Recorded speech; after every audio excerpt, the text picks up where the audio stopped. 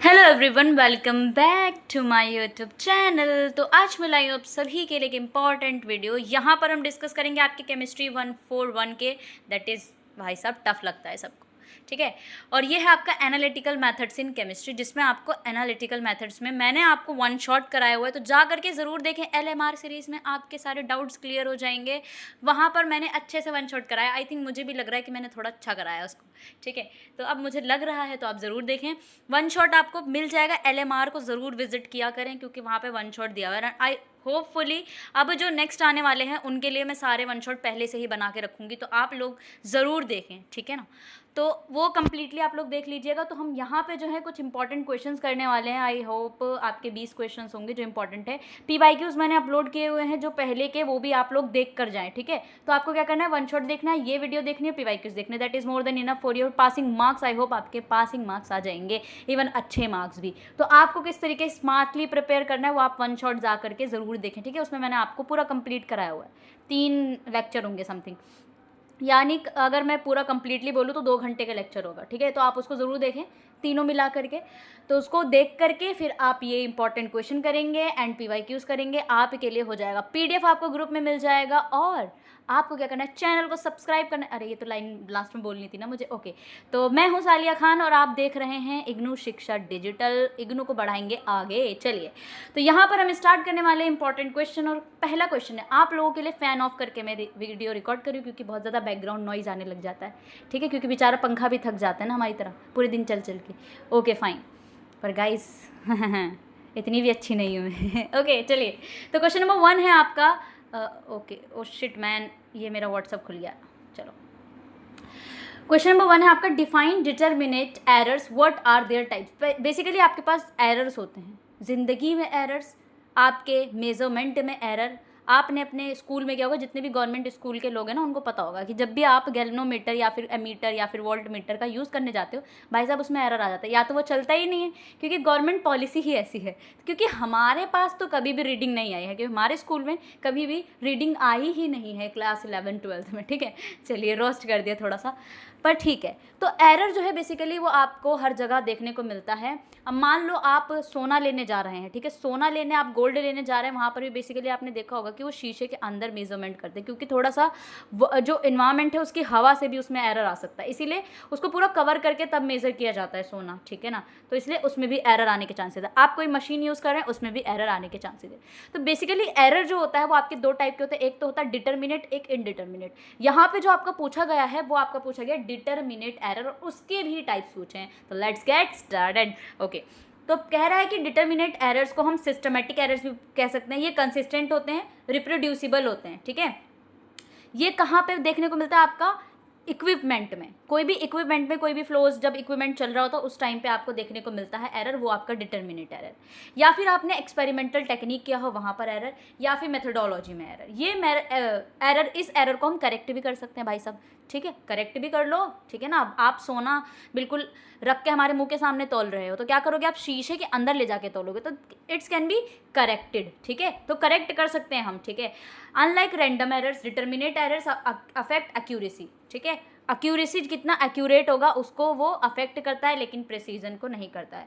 अब आप यहाँ पे दो टर्म्स आएंगे जिसको एक्यूरेसी एंड प्रेसीजन कहेंगे। थोड़ा थोड़ा फर्क होता है, ये फर्क भी आप इन्हीं में देखेंगे, और इंपॉर्टेंट क्वेश्चन है, ठीक है। चलिए जी, आ जाइए। टाइप्स ऑफ डिटरमिनेट एरर में सबसे पहला एरर है जो कि आपका इंस्ट्रूमेंटल एरर है। कोई भी आप जाओगे उसमें कैलिब्रेशन में बैलेंस नहीं हो पाता, या फिर आपको रीडिंग गलत देता है, या फिर आपका इंस्ट्रूमेंट ही फॉल्टी है भाई। जैसे स्कूल में मिलता था, हमें गैल्वेनोमीटर दे दिया था, और पता है ऐसा होता था स्कूल में हमारे भाई साहब, पूरी जो कबर्ड होती थी उसके अंदर बहुत सारे गैल्वेनोमीटर, एक भी काम का नहीं है भाई साहब। ऐसा रोस्ट करने का दिल चाहता है कि पता ही नहीं।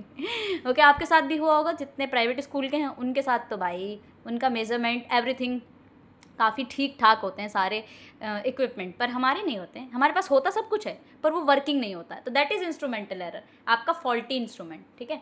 नेक्स्ट है method error, due to non ideal chemical behaviour. मान लो आपने कोई रिएक्शन करी, उसमें केमिकल ही वर्क नहीं किया, ये भी हमारे स्कूल की बात है, हमारे स्कूल की कहानी है ये भी, ठीक है। केमिकल्स भी आपके पास सारे होते हैं। पोटेशियम आपके पास KMnO4 होता है, ठीक है, पोटेशियम मैग्नेट, पोटेशियम पर मैग्नेट, साला कलर ही ला के नहीं देता हो, है ना। तो ऐसा होता है यार, बहुत सारा होता है। तो ऐसा हो सकता है आपका मेथड एरर्स, ठीक है। पर्सनल एरर, पर्सनल एरर ऐसा एरर नहीं, आपने ज़िंदगी में जो एरर किया है, आपने उसको चुनने में जो गलती की है वो पर्सनल एरर है, ठीक है। यानी कि आपने क्या किया, बायस स्किल में क्या कर दिया, आपने एरर कर दिया। फिर मिस रीडिंग ब्यूरेट को आपने रीड नहीं किया ढंग से। मान लो आप क्रोमेटोग्राफी कर रहे थे, ब्यूरेट की रीडिंग ही आपने गलत पढ़ दी भाई साहब, तो error, that is your personal error. जिंदगी का एरर इज़ अलग, ठीक है। ये है हमारा फिजिक्स का, सॉरी केमिस्ट्री का एरर। ओके, नेक्स्ट है रिएजेंट एरर। आपने impurities chemical use introduce error, आपने कुछ और ही इम्प्योरिटी डाल दी, ठीक है ना, तो रिएजेंट ही गलत डाल दिया तो भी एरर हो सकता है, तो दैट इज डिटर्मिनेट एरर, ठीक है। एडिटिव और मल्टीप्लिकेटिव एरर, आपने एडिशन में गलती कर दी, आपने मल्टीप्लिकेशन में गलती कर दी, ऐड और स्केल को, ठीक है, मेजरमेंट ढंग से नहीं कर पाए। ओके, तो ये भी आपका क्या है, your which type of error, determinate error, right. चलो एग्जाम्पल, अगर आपने रीड किया थर्मामीटर में, ठीक है, रीड किया 2 degree Celsius higher, all temperature reading will be offset by 2 degree, ये आपका बेसिकली कैलिब्रेट होता रहता है, तो आप इसको इंप्रूव भी कर सकते हैं टेक्निक्स में, ठीक है, नॉट, इसको छोड़ दीजिए। नेक्स्ट पे चलते हैं, question number 2, the principle of solvent extraction, ठीक है, and define distribution coefficient, very important, इस पर तो भाई साहब मार्क कर लो आप। सॉल्वेंट एक्सट्रैक्शन से हमेशा क्वेश्चन आता है। मान लो आपका पूछा जाए व्हाट इज सॉल्वेंट एक्सट्रैक्शन, या फिर आपको भाई बहुत सारे ना रिएजेंट दे दिए और बोले इसका सॉल्वेंट एक्सट्रैक्शन करके दिखाओ, किस प्रिंसिपल पे बेस करता है, एंड इसका आप डिस्ट्रीब्यूशन कोएफिशिएंट निकाल के देखो। तो बेसिकली आपको क्या करना है, आप ये मत कहना कि यार इसने तो कराया ही नहीं था ये क्वेश्चन, बट स्टिल आपको ध्यान के देना है कि सॉल्वेंट एक्सट्रैक्शन से क्वेश्चन आया है। मान लो मैं आपको क्वेश्चन की जगह ओनली टॉपिक दे देती, तो क्या आप ये कह सकते थे कि इसने भाई साहब ऐसा क्वेश्चन बताया था, टॉपिक इज सेम ना। तो यहाँ पे सॉल्वेंट एक्सट्रैक्शन से क्वेश्चन आता है, आपका डिस्ट्रीब्यूशन कोएफिशिएंट से क्वेश्चन आता है, वो किसी भी फ्रेम करके पूछ ले, ठीक है, तो आपको समझने की ज़रूरत है, ठीक है। तो सॉल्वेंट एक्सट्रैक्शन बेसिकली एक टेक्निक है, हमें पता लग रहा है भाई साहब टेक्निक है ये, जिसका हम यूज़ करते हैं कंपाउंड को सेपरेट करने में। ओके, क्योंकि नाम ही है इसका सॉल्वेंट एक्सट्रैक्शन, यानी कि सॉल्वेंट को हम सेपरेट करेंगे on their basis of solubility, यानी आपके पास 2 इमिसिबल लिक्विड जो कि घुलनशील नहीं है, ठीक है, कि जो कि घुलते नहीं है भाई, उसको हम अलग कर पाएंगे कौन से टेक्निक से, सॉल्वेंट एक्सट्रैक्शन टेक्निक।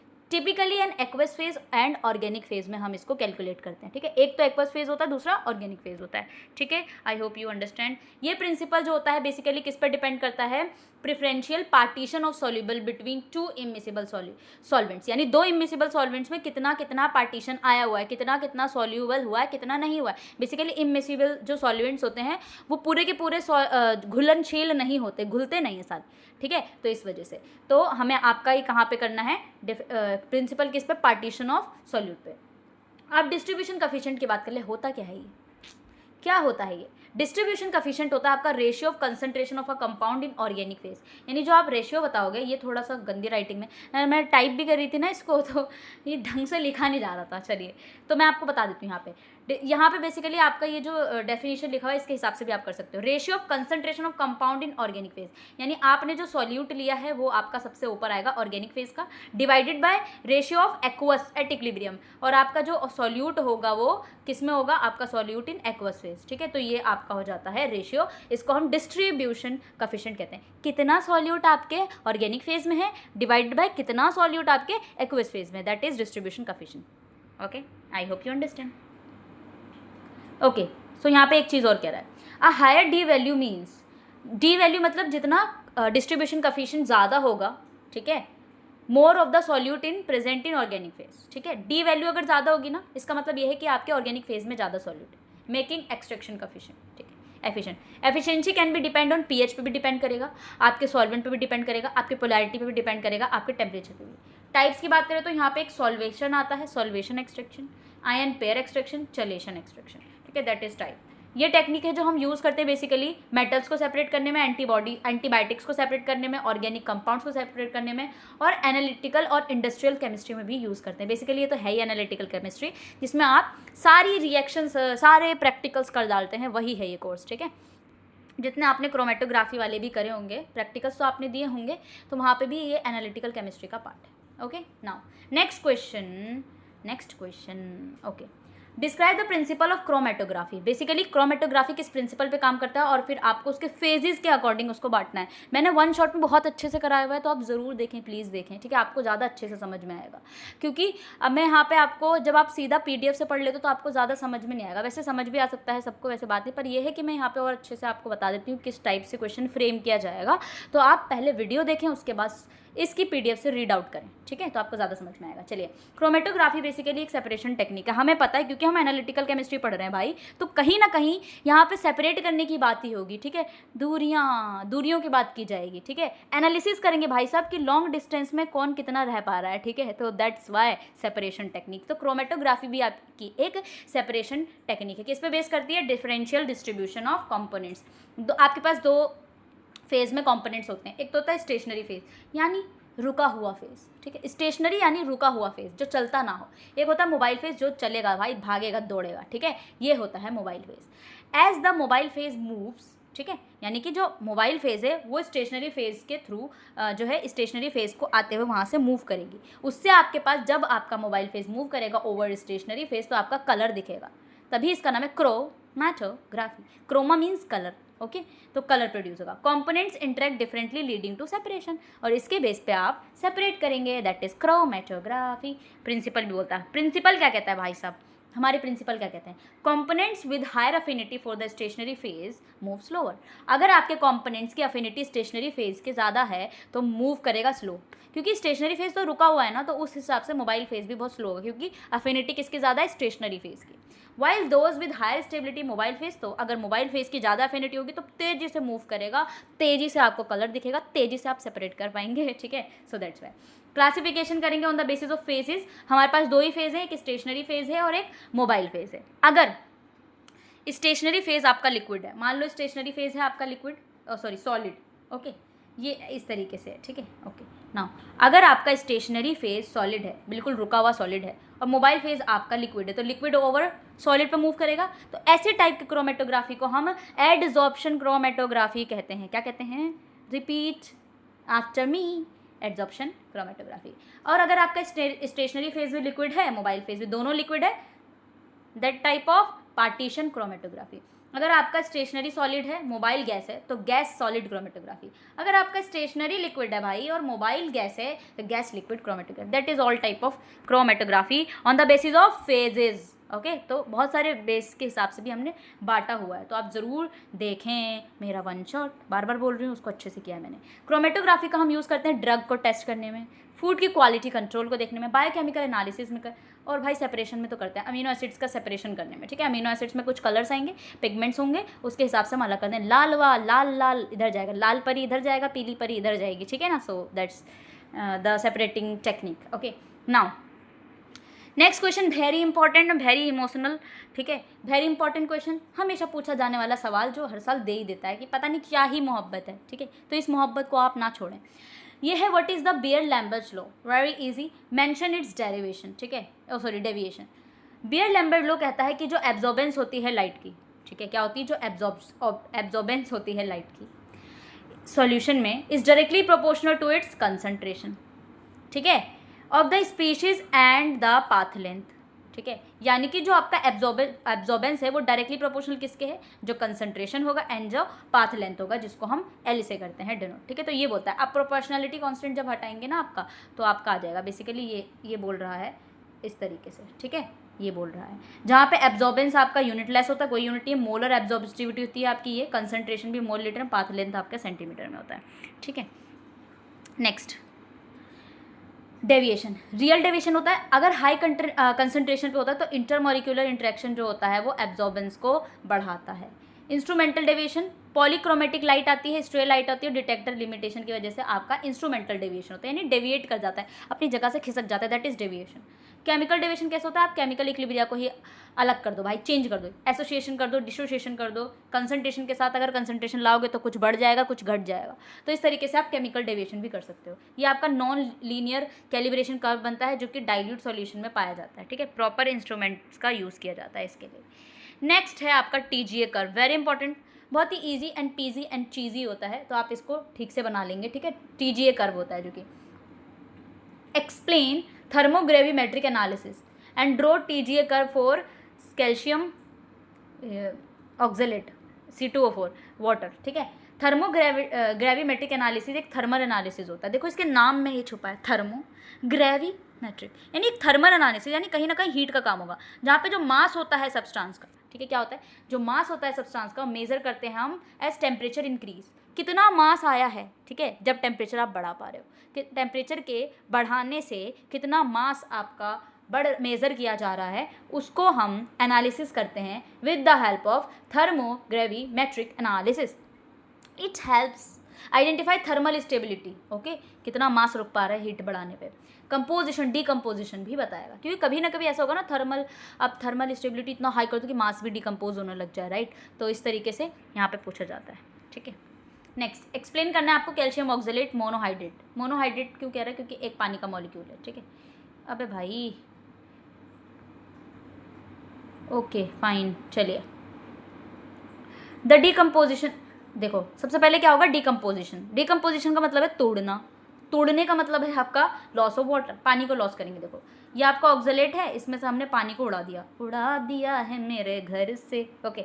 फिर ये आपका कैल्शियम ऑक्जेलेट है, इसमें से एक कार्बन मोनोऑक्साइड उड़ा दिया, डीकम्पोजिशन कर रहे हैं हम धीरे धीरे। फिर कैल्शियम कार्बोनेट लेकर आए, वहाँ से हमने CaO को भी उड़ा दिया। भाई साहब ऐसे उड़ाएंगे।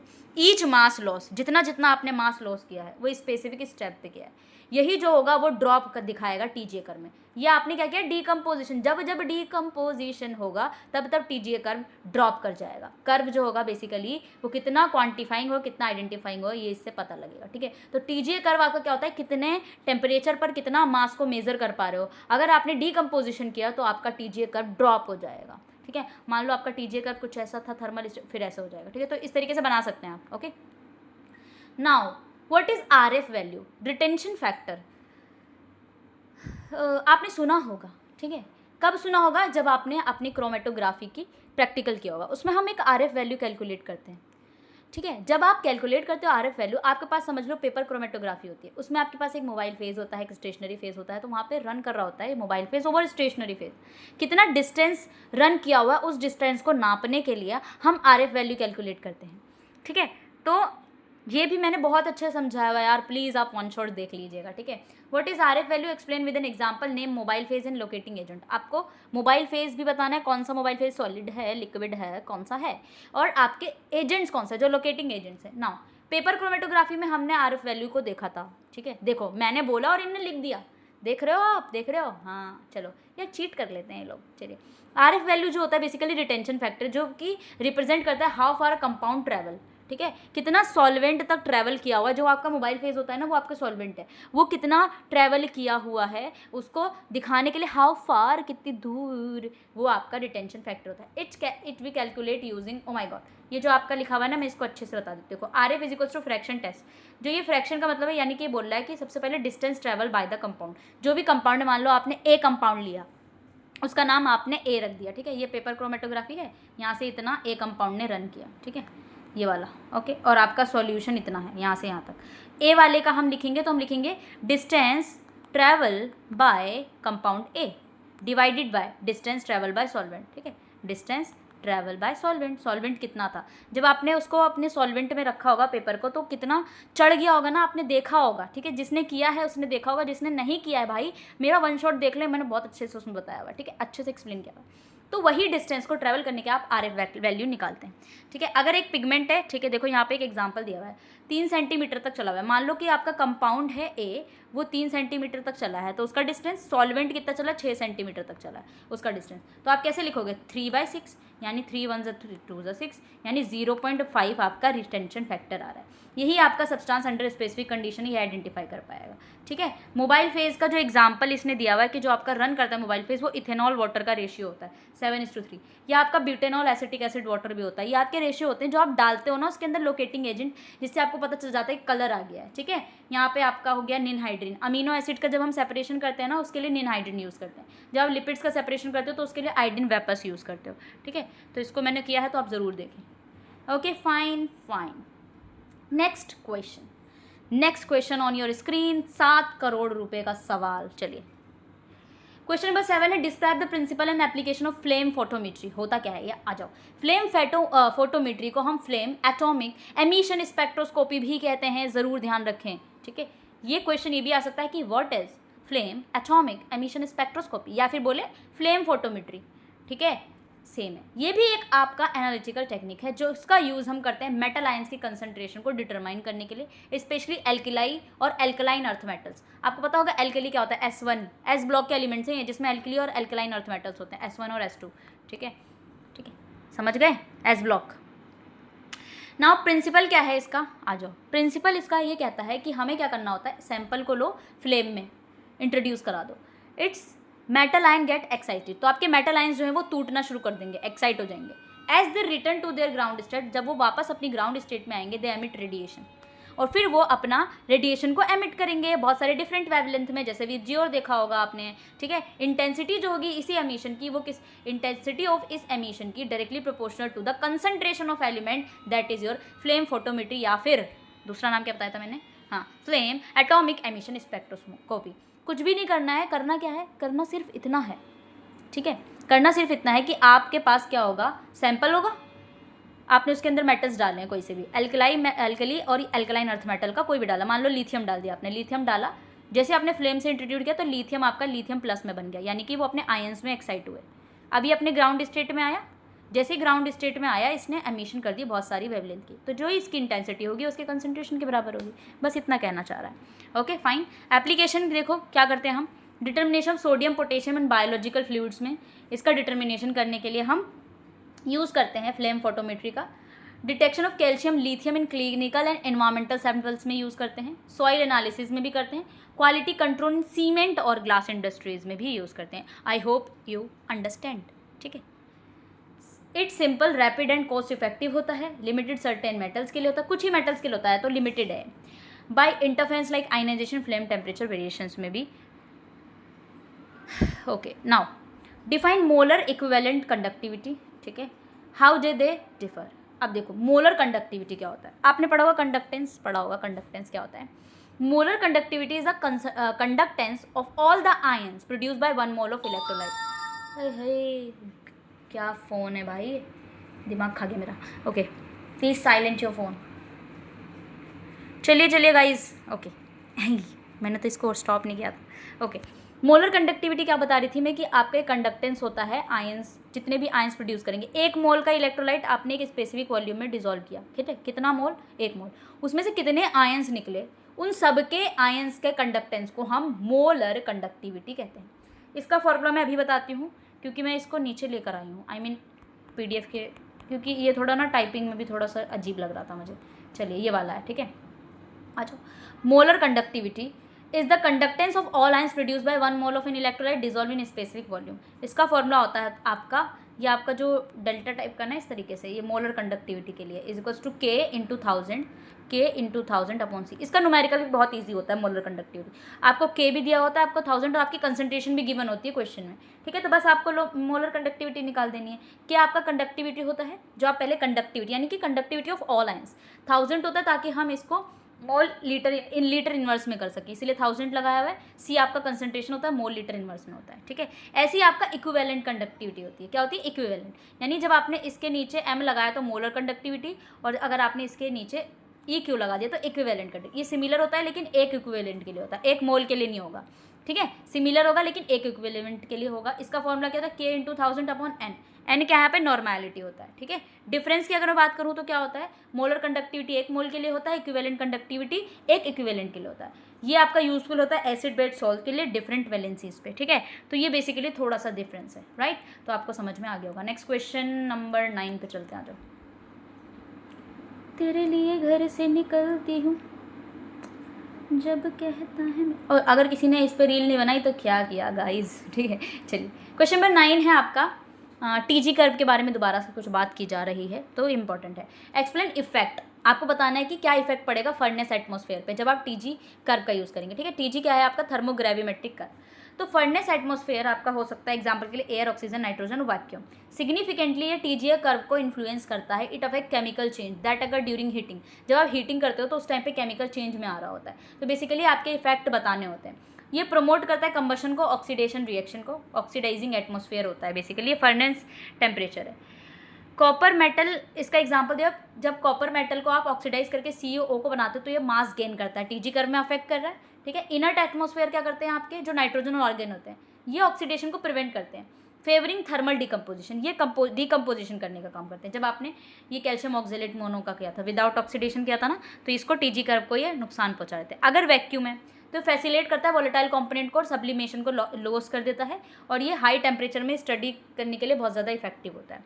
अब टीजी कर्व पे क्या इफेक्ट आता है, मास लॉस जो होता है वो शिफ्ट कर देता है, एंडोथर्मिक एक्सोथर्मिक ट्रांजिशन वेरी करता है। ये जो होता है राइट टेम्परेचर के लिए होता है और एक्यूरेट थर्मल एनालिसिस के लिए भी इंपॉर्टेंट होता है। ठीक है, तो बहुत इंपॉर्टेंट क्या इफेक्ट है ये सारा आपको मैंने बताया है। नेक्स्ट पे चलते हैं, what are the application of IR spectroscopy.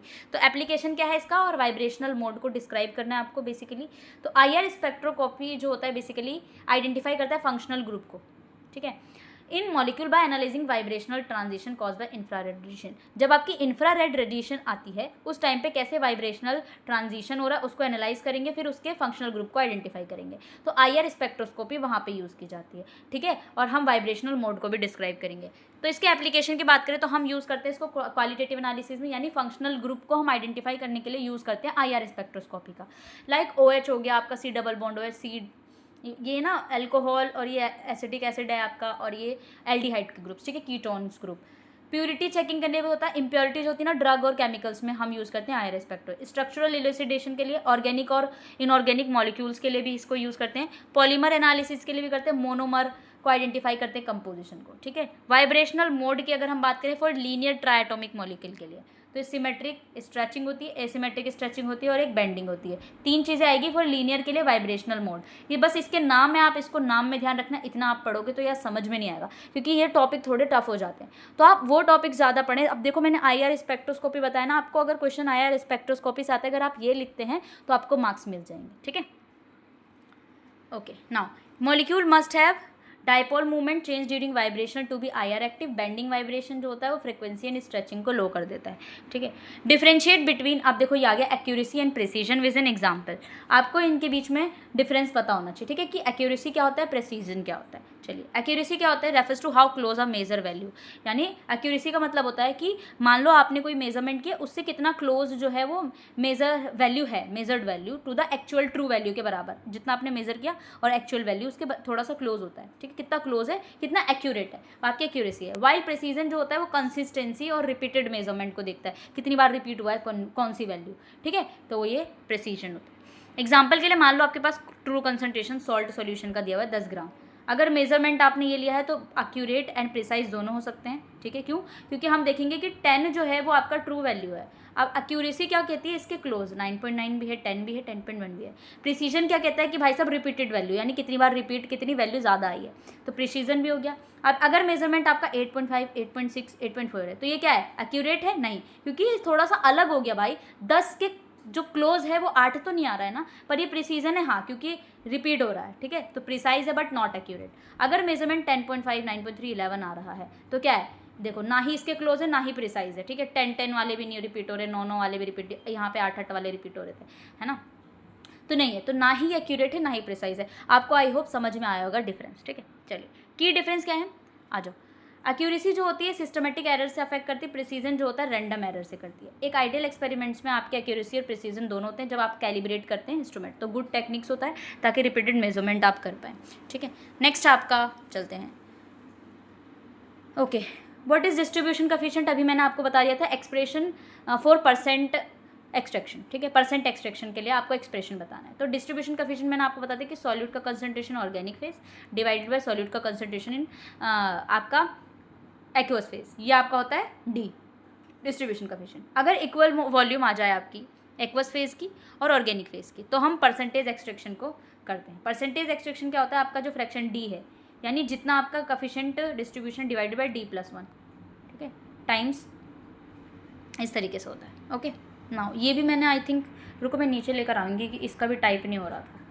ठीक है, क्वेश्चन नंबर 12 ना, हाँ यहाँ पे देखो, इस यहाँ पे देख लेते हैं। एक्सप्रेशन 4, अब देखो मैंने बताया ना आपका D क्या होता है, जो आपका ये होता है S कितना ऑर्गेनिक में सॉल्यूट और कितना एक्वस में। अगर इक्वल वॉल्यूम होगी तो हम परसेंटेज निकालते हैं। ठीक है, परसेंटेज एक्सट्रैक्शन निकालते हैं, जिसका डेरिवेशन इनिशियल अमाउंट कहाँ गया भाई, ये देखो, ये फॉर्मूला होता है बेसिकली, समझ में दिखाई भी नहीं दे रहा मुझे।